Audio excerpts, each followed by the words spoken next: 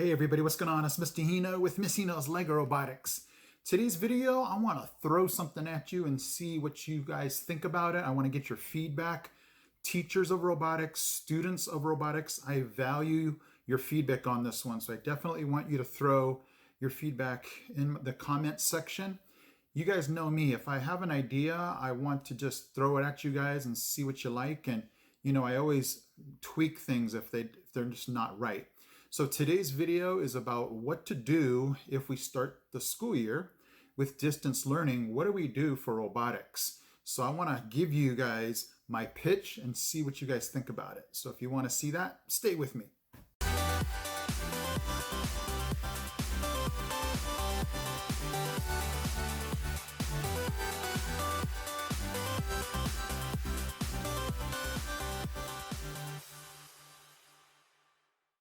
So for us, August 6th is our starting date for our school year, and we're going to start on August 6th no matter what.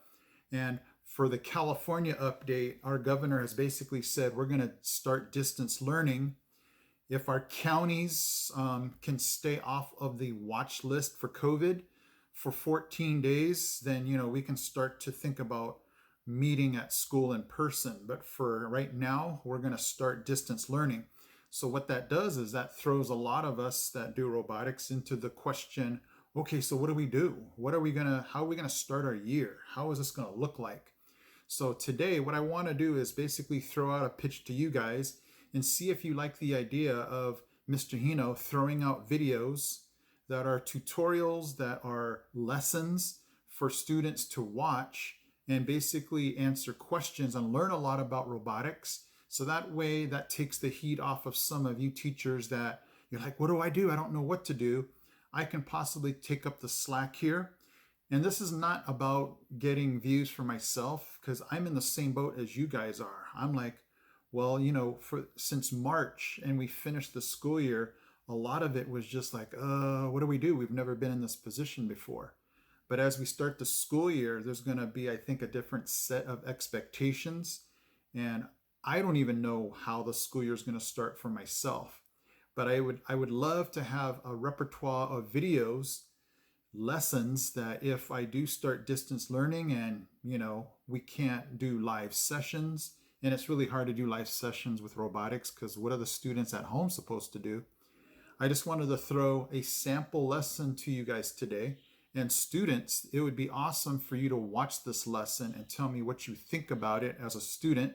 Teachers, how do you think about it as a teacher? And see if this flies or not. See if this is something you guys would be interested in.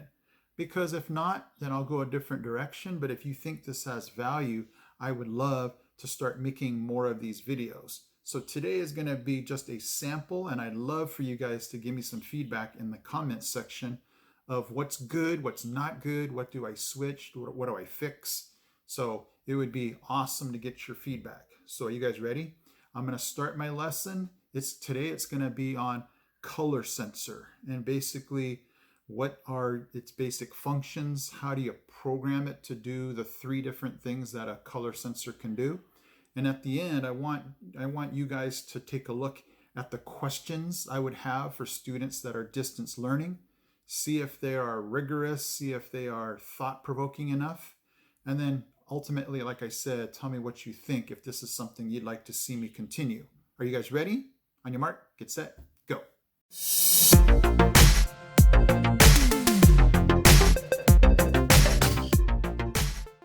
Welcome, those of you that take robotics for distance learning. I am Mr. Hino. Today, we're going to be talking about your light or your color sensor.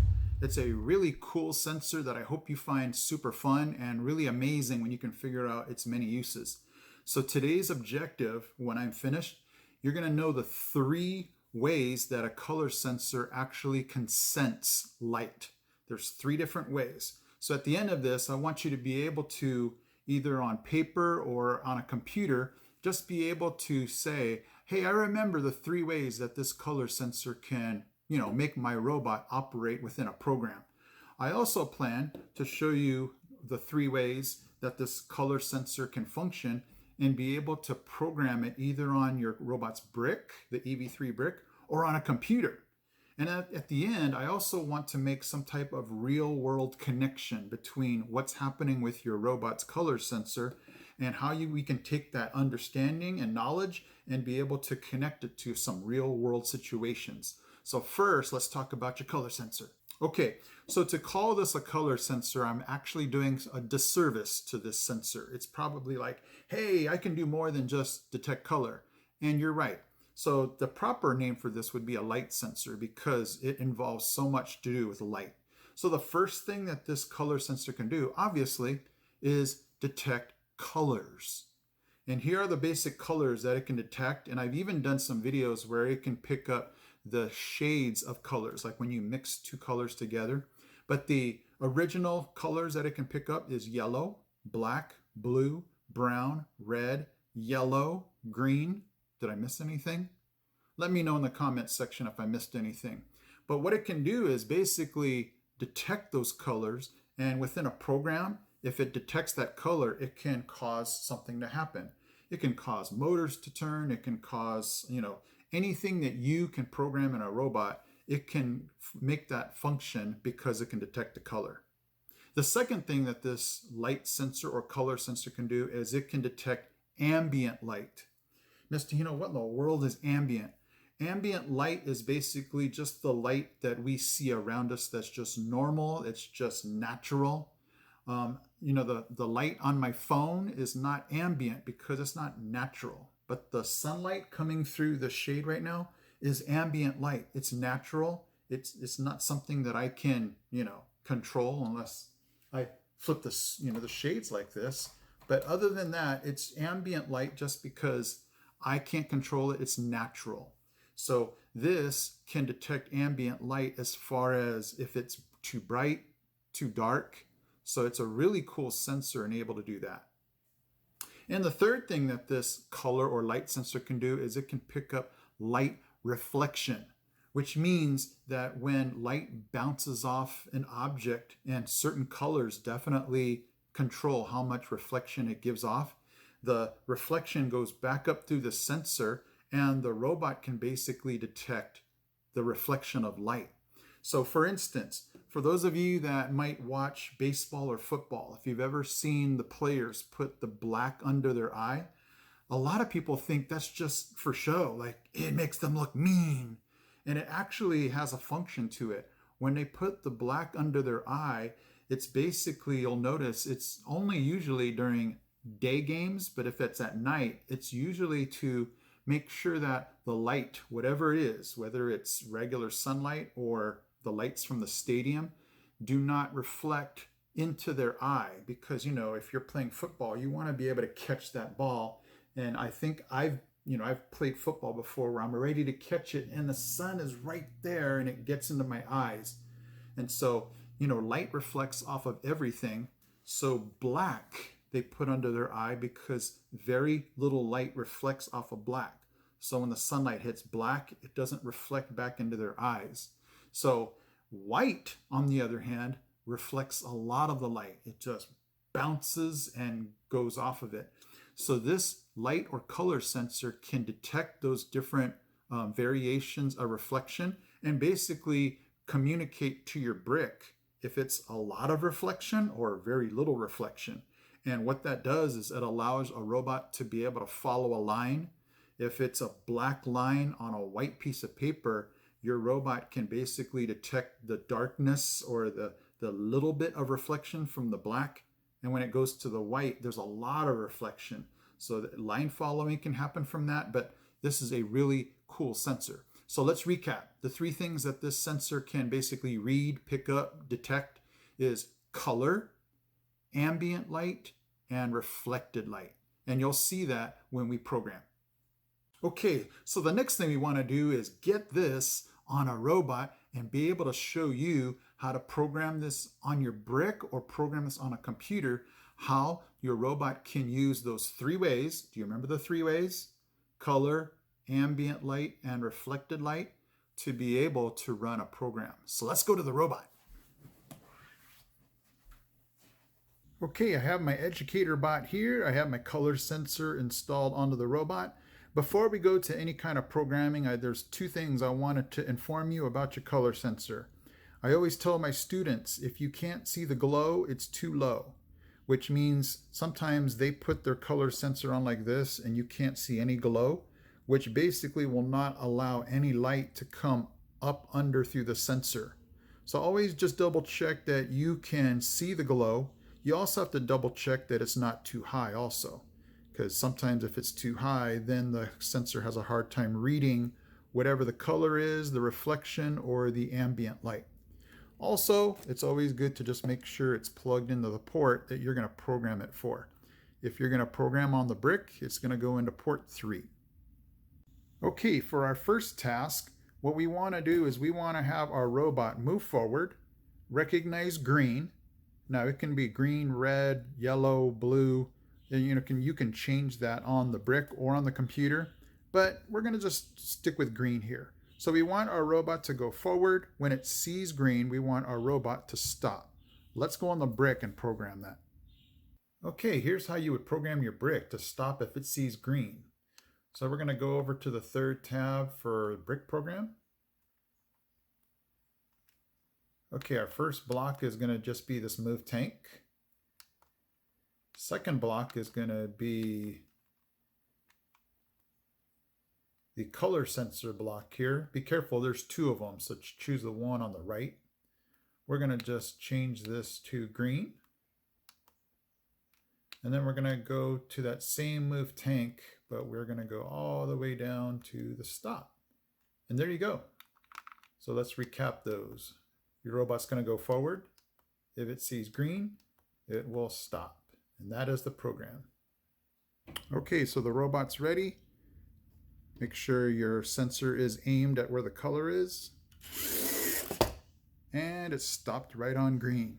If you noticed, it was the light from the color sensor was red, but then changed to this bluish greenish color.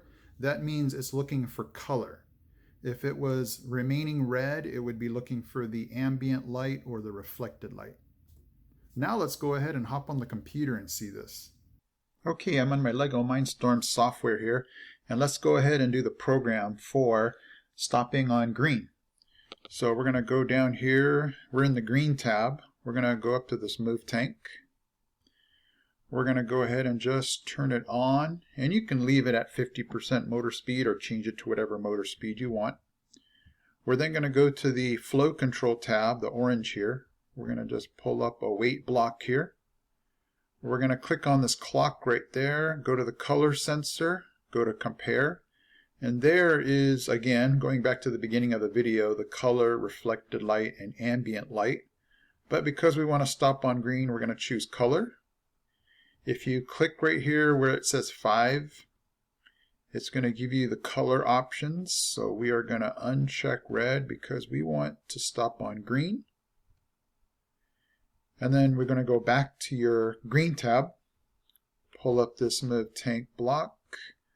We're going to click right here and just turn the motor off.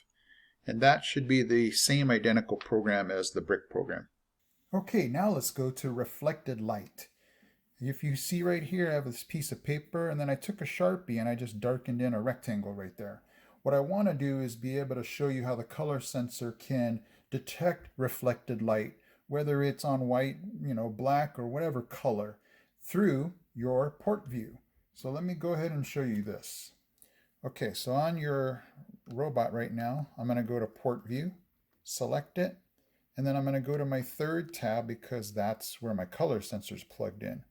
So if I put it here on white, so the color sensor is on white, it's picking up 73% reflected light. Watch what happens when I put it on black. Do you see how it went to 8%? So your color sensor can definitely pick up on this reflection. And I told you before, black does not give off a whole lot of, reflected light. So now what I want to do is I want to do the same thing I did with that color green, but now it's going to be with reflected light. It's not going to be with, black or white. It's going to be reflected light. Hey, that rhymes. So let's go ahead to the brick program. Okay, let's go ahead and program the brick now. to stop if it sees less than 50% reflected light. So we're going to go back to our brick program there on the third tab. We are going to do that same move forward that we did with the green. This time we're going to choose the color sensor block that's on the left. And luckily it's already defaulted to less than 50% reflected light. So we're just going to leave that. And then we'll go back and do the same thing we did with green again. Go down to the very bottom of this move tank block so that it stops. So to recap, our robot will go forward. If it sees less than 50% reflected light, which that black rectangle should be, it should stop. And that's the program. Okay, I have my robot ready here. I have the black rectangle right there. So if you remember the program, if the color sensor or light sensor sees less than 50% reflected light, which the black, do you remember, was 8%, then it should stop. So just be careful again, because my students tell me all the time, Mr. Hino, it stopped because it saw black. It's not about color, it's about reflection. It's going to stop because when it sees the black, it's going to be less than 50% reflection. Remember, the white was 73. So this robot will go forward on the white because it's over 50. As soon as it sees this black rectangle, it will stop. And there it stops right on black. So now let's go ahead and see what this would have looked like on the computer. Okay, I'm in my LEGO Mindstorm software here. Let's go ahead and write the program now for the reflected light. So it's gonna look almost identical to the one we did for green. We're going to pull up a move tank block. We're going to go ahead and click it to be on. Now make sure, this is one problem that my students have run into, make sure you're running this program on something bright like that paper, because if you run it on a desk where the reflection is already under 50%, this program will not run. But we're going to leave the motor speed at 50%. We're going to bring up that same weight block. We're going to click right here at the clock. We're going to go to color sensor, compare, and then there's our reflected light.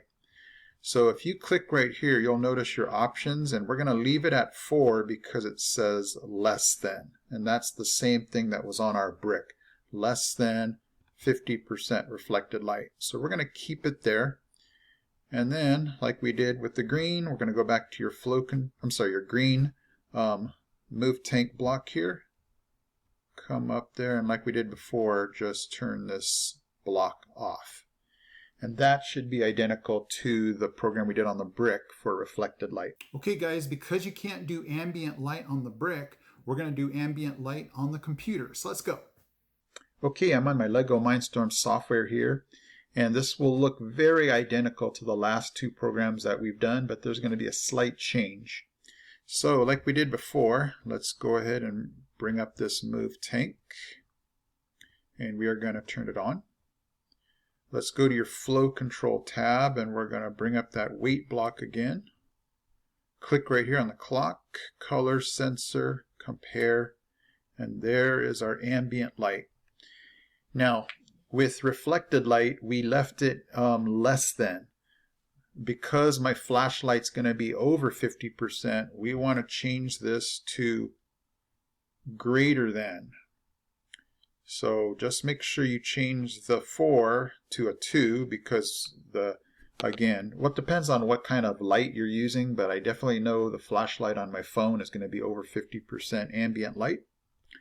And then, like we did with the other two programs, we're just going to bring up this move tank block and turn it off. So let's recap this program. The robot's going to go forward at 50% motor speed. When I shine my flashlight into the color sensor, it will be over 50% ambient light, and it will cause the motors to shut off. Okay, the program has been downloaded to the robot. I have my flashlight here so that when this robot goes forward and I shine this into the color sensor, this is definitely going to be over 50% ambient light. It will make the robot stop. Let's try that one more time. Okay, so there you go, the Ambient Light program. Okay guys, so there's the 3 ways that your color sensor or light sensor can utilize light in order to do some type of function in a program. So if you're ready now, you're ready to take Mr. Hino's quiz to see if you understood everything about your light sensor. Okay, so question number 1. What does ambient light mean? And give me one example that I gave you about ambient light. Question number 2. Name 5 colors that your light sensor can detect. Question number 3. Why did the robot stop when it went onto the black rectangle? Question number 4. What were the 2 pieces of advice or hints Mr. Hino gave you about your color sensor if something does not work? So if you remember, and again, you can rewind this video, what were 2 things I told you that sometimes go wrong, that the color sensor might not work, that you just have to check? And number 5, what are the 2 reasons why you can't call this just a color sensor? What were the 2 other things that this color sensor can do that we call it a light sensor? Okay guys, so now it's time for the real world connection.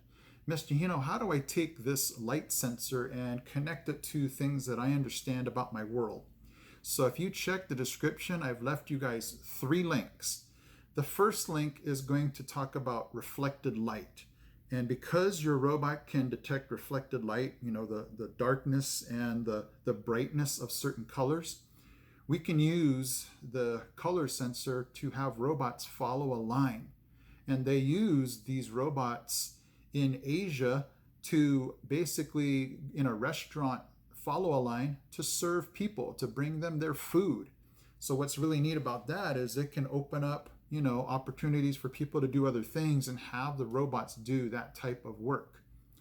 The second link that I've sent you is a link to one of my videos, because we can use the color sensor or light sensor to detect colors. Now we can use a robot to possibly sort things that are different colors. So now we can free up humans from having to sort things. Now we can have a robot do that just because of the color of the item. And then the third link I sent you is another one of my videos where we can use the ambient light detection of this light sensor, the kind of like the way it is on your parents' car, possibly if the car is new enough, where your parents have a dial where they can turn it to auto. And basically, instead of now where your parents are driving and they're like, wow, it's getting really dark, let's turn on the headlights. Now the car can automatically do that, where if the car detects that it's, you know, a certain kind of brightness outside, and if it's getting low, it'll automatically turn on the headlights. So that's something neat that I have 2 cars. One car I have the automatic, and the second one I have to I have to flip it on myself. So it's just one of those neat things where, again, robotics can do things that maybe you just don't want to do. So those are the real world connections to the light sensor. Okay guys, so there you have it. There is my lesson on the light sensor. So again, I desperately want your feedback. I want your feedback as far as, hey, Mr. Hino, I'm a student, and if I was, you know, a beginning student in robotics, that would have been super helpful for distance learning. Mr. Hino, I'm a teacher. That would be a cool lesson to give my students if I'm doing distance learning and I want them to learn about robotics. And also other constructive feedback. If there's something I missed, something that I could include and add into this video. And then I desperately want to know, is this something that you'd be interested in seeing more things? Because obviously we have other sensors, we have other motors, we have, you know, the functions of this robot that I can do videos for. So I'm basically just hungry for feedback from you guys. And again, throw them in the comments section. What do you think about Mr. Hino just developing more of these videos because of the way we're going to start off with distance learning? And, you know, whether your school is starting off in person, we've already found out that, you know, if things get bad enough, they can revert back to distance learning again. So I just want to see if I should take the time and effort to put these videos together for those of you that teach robotics, just to have these available to be able to send to your students. Okay, guys? All right. hopefully that was helpful. I am Mr. Hino from Mr. LEGO Robotics. I'm out. He's out. He's out. We got this. We got this. We got this, guys. Hey guys, Mr. Hino here. Thank you so much for watching. And if you love robotics, don't forget to check out these videos also because they're cool. Okay guys, take care.